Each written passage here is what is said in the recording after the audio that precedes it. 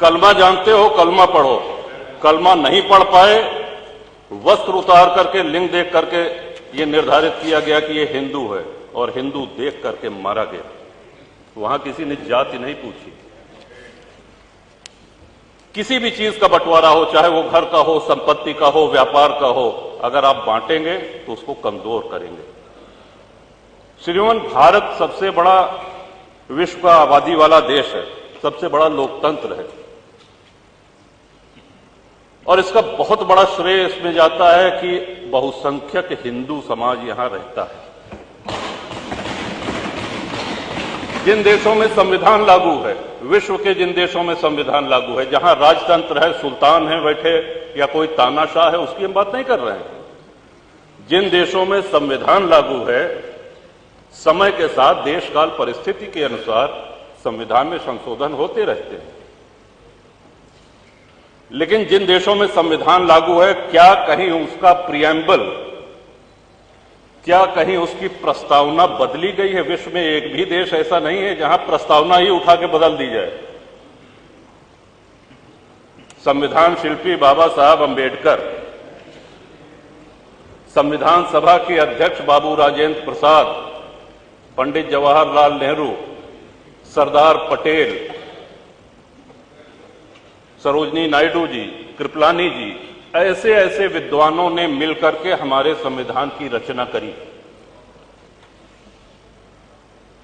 और उसकी प्रस्तावना को ही 1976 में इमरजेंसी में, आपातकाल में, एक झटके में, जब देश में लोकतंत्र नहीं था, बदल दिया गया।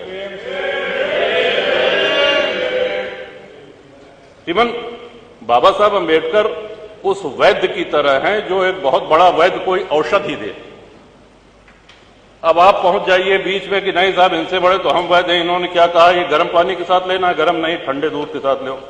कहने इसमें क्या है, कहने इसमें अदरक मिला दो, इसमें क्या है, लहसुन प्याज मिला दो। तो जो वैद्य ने दवा दी है उसकी तो ऐसी तैसी हो गई।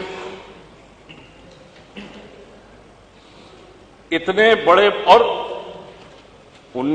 2047 में सबसे जरूरी है भारत की जनता को जागरूक करना। लोकतंत्र के साथ जब भी कुठाराघात होता है, जब भी उपहास होता है लोकतंत्र का, जनता को बोलना पड़ेगा, बोलना पड़ता है। नेता कितना भी मजबूत हो, राष्ट्र कितना भी मजबूत हो, लेकिन राष्ट्रवासी वो जागरूक हों, मुखर हों। और इसके पीछे शिक्षा प्रणाली एक बहुत बड़ा कारण है। मैकाले की शिक्षा प्रणाली ने हमको हीन भावना सिखा दी है। आज हमारे गुरुकुल बंद हो गए हैं।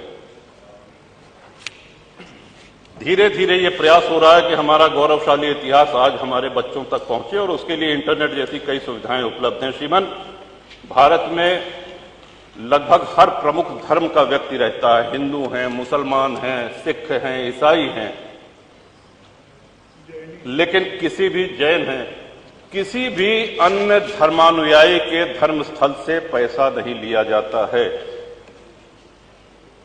कहीं आपने सुना है मस्जिद से पैसा ले रही है सरकार, चर्च से पैसा ले रही है सरकार?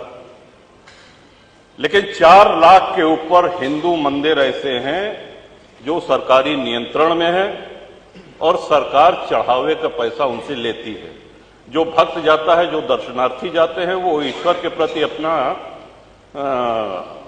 समर्पण करते हैं। सरकारी नियंत्रण मंदिरों पर से हटना चाहिए। आपके माध्यम से, इस सदन के माध्यम से अपनी ये बात पहुंचाना चाहेंगे श्रीमान।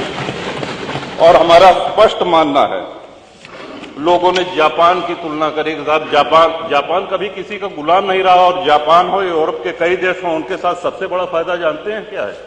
उन्होंने अपनी आस्तीन में सांप नहीं पाले हुए हैं।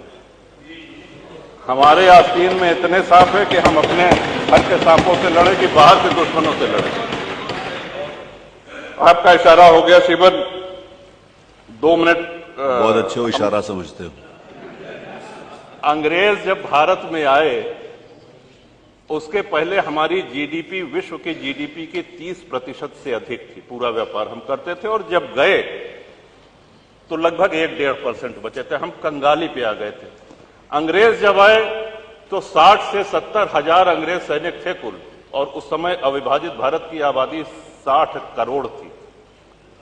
1857 की गदर के बाद, स्वतंत्रता संग्राम के बाद वो संख्या अंग्रेज सिपाहियों की 80,000 से 1 लाख हो गई। आप कल्पना करें, 60 करोड़ लोगों पर 1 लाख अंग्रेज सैनिक हुकूमत करते रहे, हमारा खून चूसते रहे। क्यों? क्योंकि हम मौन रहे, हम निष्क्रिय रहे।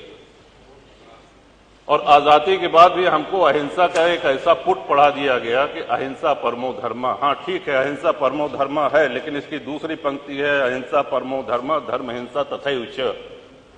इन्हीं शब्दों के साथ आपका आभार व्यक्त करते हैं श्रीमान।